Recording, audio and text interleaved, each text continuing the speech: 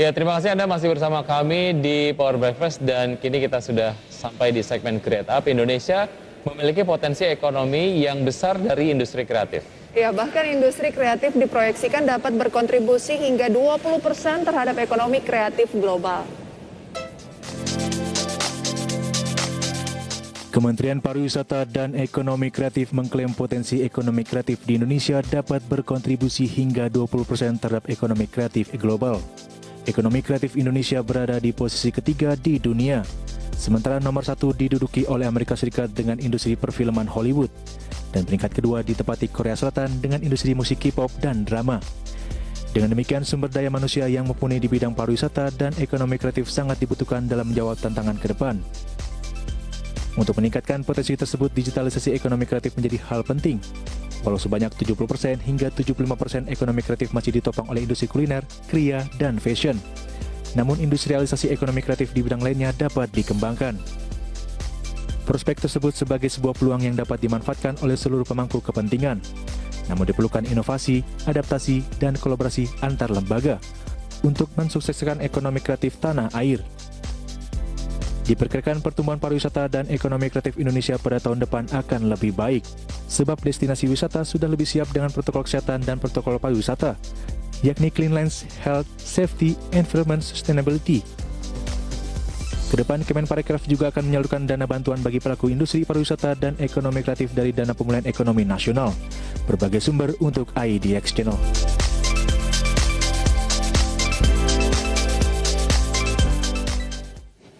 Ya, untuk membahas tema menarik kita pada pagi hari ini yaitu mengenai belajar skill industri kreatif lewat perusahaan rintisan. Sudah bergabung melalui Zoom bersama dengan Mas Rea Kintara, founder dari Created. Selamat pagi Mas Rea.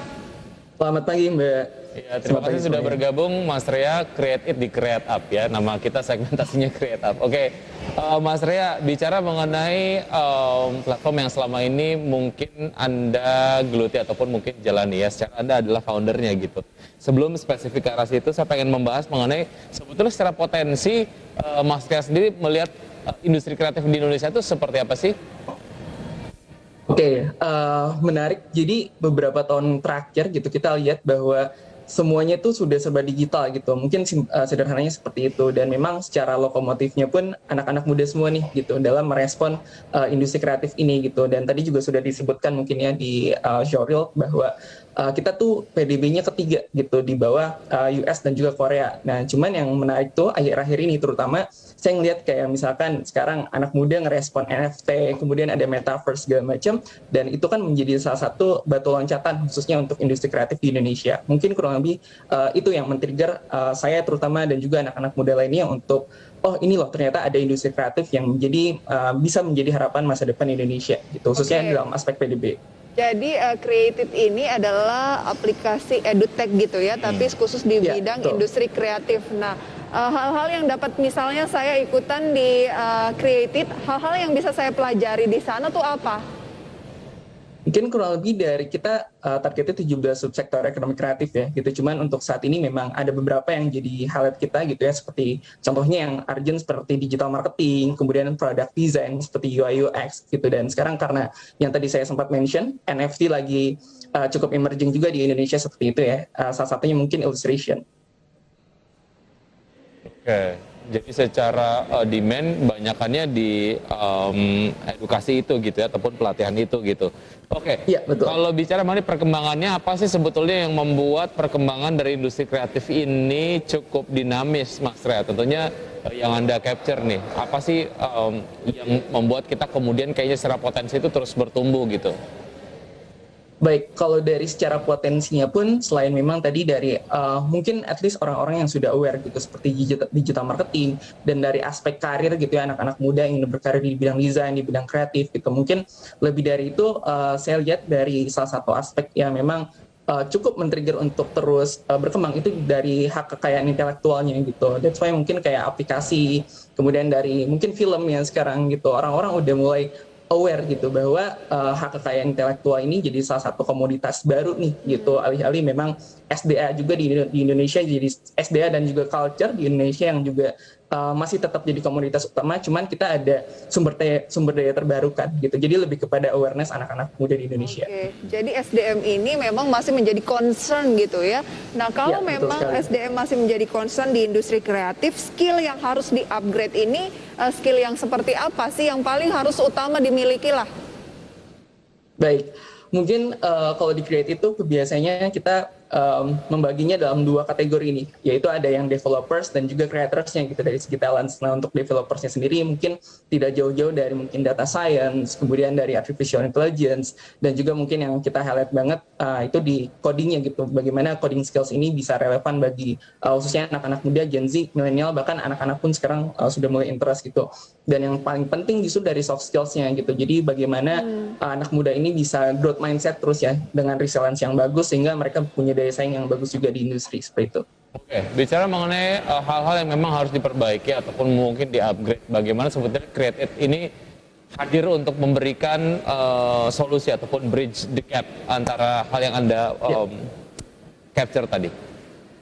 Oke, jadi sebenarnya Creative mau meng-capture hal yang mungkin belum banyak, khususnya mungkin di Indonesia yang develop di bidang edutech-nya. Jadi kita di sini memberikan 2 metode sekaligus, yaitu blended learning. Jadi di sana ada pembelajaran tatap mukanya.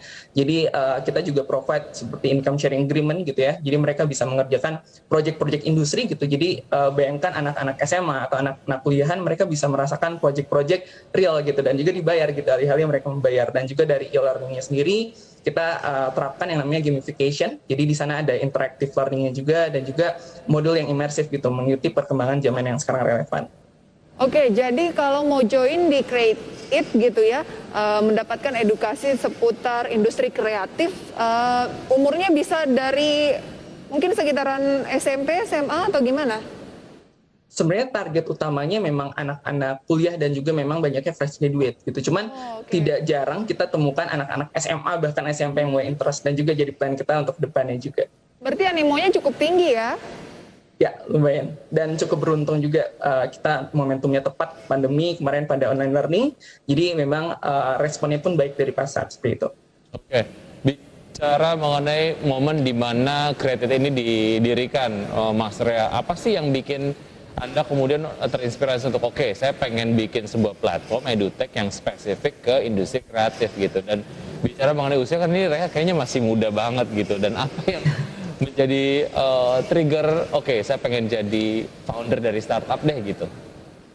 Baik, terima kasih. Jadi sebenarnya ceritanya cukup unik gitu. Jadi saya udah memang dari SMP gitu, saya waktu dulu tuh lagi zamannya OLX ya gitu, Tokobagus.com segala macam lagi emerging banget di Indonesia, dan saya kepikiran gitu, what if saya coba buat kayak e-commerce gitu, bahkan ngebantu UMKM gitu. Jadi total saya mungkin sudah 5 tahun di industri ini dan sangat beruntung. Cuman di sisi lain saya melihat banyak teman-teman saya yang mereka cuman fokusnya ke akademik saya segala macam. Pada akhirnya itu yang menjadi trigger saya dan teman-teman saya juga yang menjadi co-founder untuk oke, kita punya privilege, kita punya akses gitu ya, kita punya network untuk bantu teman-teman yang lain supaya mereka juga aware gitu, dan sekiranya skill dan juga industri yang tepat atau sesuai untuk mereka saat ini, yaitu tidak lain adalah industri digital kreatif ya saat ini.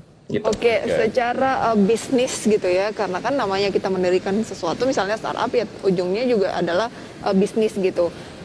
Seperti apa perkembangannya, growth-nya sejauh ini, nanti kita bahas di segmen selanjutnya. Kita jeda terlebih dahulu ya. Setelah bersama kami akan segera kembali.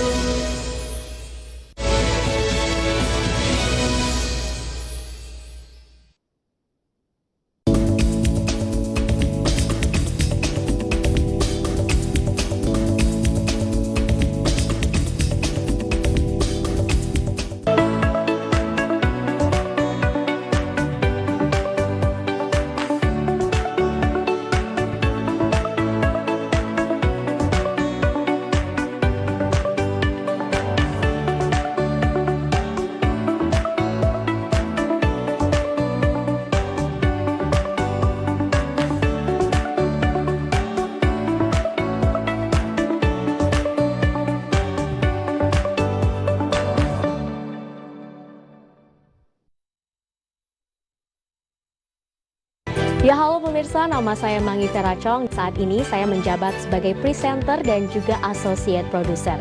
Saat ini saya membawakan program IDX Conversation Closing, di mana di program tersebut saya menganalisa isu-isu ekonomi yang menarik, baik dari luar negeri maupun juga dari dalam negeri. Tentunya hingga saat ini saya masih terus belajar dan saya sangat menikmati profesi tersebut.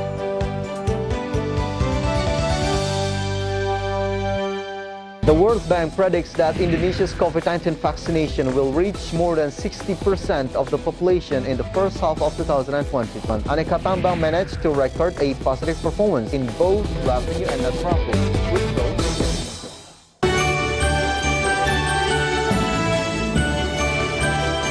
Kado Natal terbaik adalah bisa melihat sesama bahagia dalam sukacita. Natal menandakan kasih itu ada dan nyata, karena kita peduli akan sesama. Selamat Hari Natal dan Tahun Baru 2022. Kiranya kita bisa menjadi inspirasi untuk berbagi.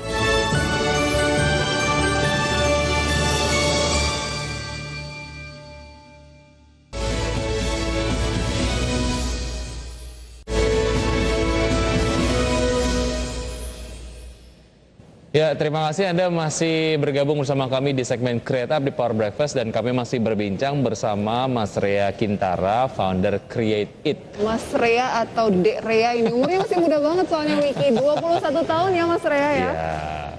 Ya, betul. Oke, kalau di umur segitu membangun startup, lika-likunya seperti apa sih? Karena banyak yang pengen punya startup juga gitu ya, tapi usianya udah lebih lanjut, misalnya Wiki gitu ya. Tapi nggak mulai-mulai nih, sebenarnya hal utama yang harus dimiliki itu apa gitu? Kalau memang fokusnya lebih ke bisnis juga nantinya ya.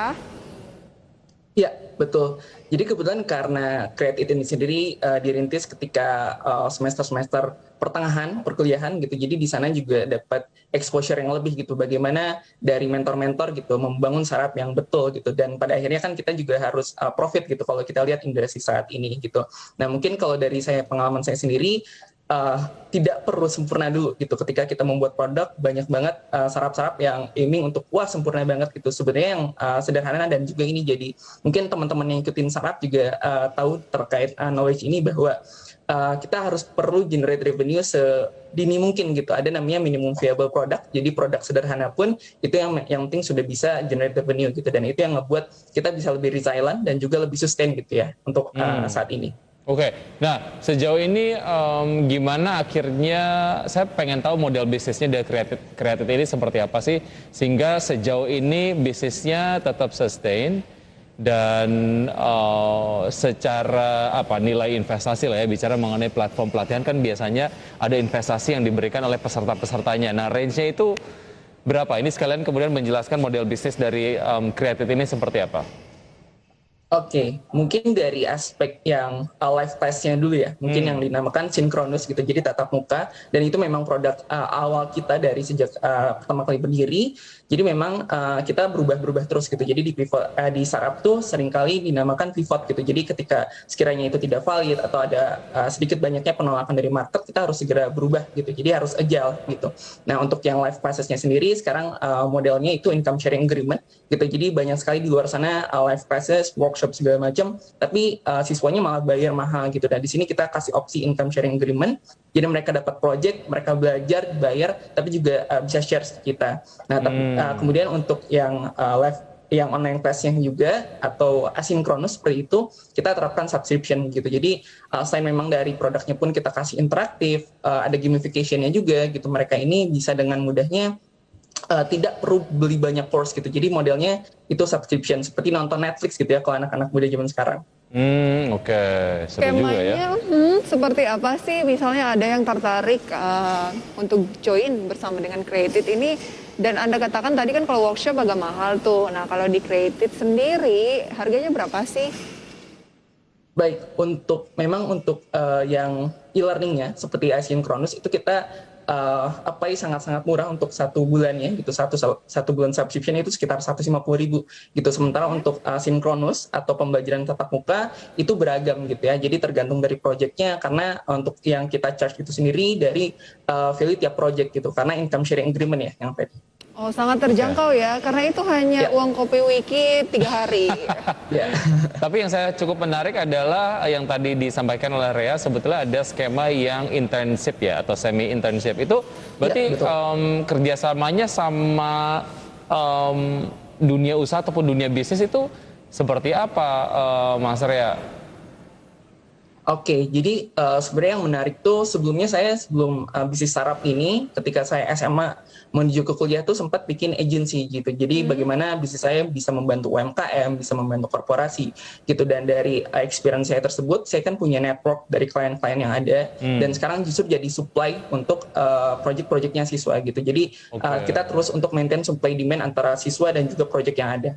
Oke, seru ya. Jadi betul-betul hands on gitu. Kalau latihannya ya beneran jadi magang di dunia kerja yang nyata gitu. Itu kan bisa jadi satu portfolio yang bisa dijadikan catatan gitu ya untuk peserta yang udah join programnya gitu. Nah, sejauh ini untuk memperkenalkan lebih luas lagi Create It ke sasaran tadi ya untuk first graduate dan juga anak-anak kuliah, apa yang dilakukan oleh tim dari Mas Rea? Baik, jadi karena timnya pun mungkin 80% juga masih mahasiswa seperti itu, jadi kita sangat engage gitu dengan target market kita gitu dari community, kemudian juga selain itu juga selain ke mahasiswa sendiri jadi jaringan profesional kita juga dekat gitu untuk supply mentor, instructor dan segala macam gitu. Dan salah satu strategi yang sekiranya sampai saat ini juga jadi unfair advantage kami gitu ya, jadi salah satu opportunity yang membuka itu justru memanfaatkan community marketing gitu. Jadi kita tidak langsung directly selling our product, tapi juga kita cuman sebatas ngobrol aja gitu. Jadi ketika ada feedback pun itu direct gitu. Jadi tidak terlalu banyak layer kepada konsumen. Itu yang membuat sampai saat ini pun kita cukup dekat gitu dengan user. Oke, gimana cara Rea dan juga tim mengukur efektivitas dari program-program pelatihan yang ditawarkan dan apa target ke depan? Baik, untuk indikatornya sendiri tadi mungkin sempat di-mention terkait portofolio. Jadi yang membedakan kami dengan yang lain, misalkan untuk produk asinkronus atau produk e-learningnya, jadi memang di sana kan ada kuis interaktif, ada bahkan video juga dan juga e-model gitu. Cuman tidak hanya mereka misalkan ketika selesai mendapatkan sertifikat, tapi mereka harus menyelesaikan proyeknya terlebih dahulu gitu dan di-review secara live gitu dengan para mentor dan kemudian barulah mereka bisa dapat sertifikat atau ada di kami itu ada namanya experience points seperti itu. Dan juga untuk yang produk live-nya itu sendiri, tentunya indikator kesuksesannya adalah ketika klien atau project yang dihandle dari siswa tersebut itu memiliki satisfaction rate yang cukup baik juga. Dan mungkin untuk plan kedepannya lebih untuk Create It sendiri lebih banyaknya di inklusivitas gitu ya, karena beberapa waktu lalu pun kami sempat pilot project untuk aktivasi beberapa offline space gitu. Jadi kita juga ngelihat bahwa teman-teman yang mungkin kurang beruntung gitu ya, untuk yang mungkin di daerah tinggal di daerah rural segala macam itu juga bisa mendapatkan akses edukasi dari Create It gitu. Dan juga mungkin untuk produk anak-anak gitu ya, karena banyak sekali demand untuk kayak ayo dong ini buat anak saya segala macam gitu. Oke. Good luck untuk Create It dan juga untuk Mas Rea dan tim. Semoga target-target tercapai dan juga banyak masyarakat di Indonesia yang bisa mendapatkan value dari keberadaan Create It ini gitu ya. Inklusivitas itu jadi targetnya ke depan katanya. Betul. Thank you Mas Rea. Thank you Mas Rea, selamat pagi, salam sehat. Selamat pagi semuanya, salam sehat. Oke, ya. Sudah Dan 90 menit ya. 90 menit ya. Kami menemani Anda pemirsa dalam Power Breakfast, lindungi keluarga Anda dari penularan COVID-19. Ya, meskipun situasi pandemi membaik, disiplin memakai masker harus tetap dijaga walaupun sudah 2 kali vaksin. Terlebih lagi, jelang Natal dan Tahun Baru, masyarakat juga diimbau membatasi kegiatan untuk mencegah lonjakan kasus. Ingat, tetap waspada, COVID-19 masih ada. Salam sehat. Ya, dan semoga pembahasan ini dapat menjadi referensi dan sumber informasi untuk Anda. Tetap perbarui informasi Anda hanya di IDX Channel, your trustworthy economic business and capital market channel. Dan see you in the morning. Bye.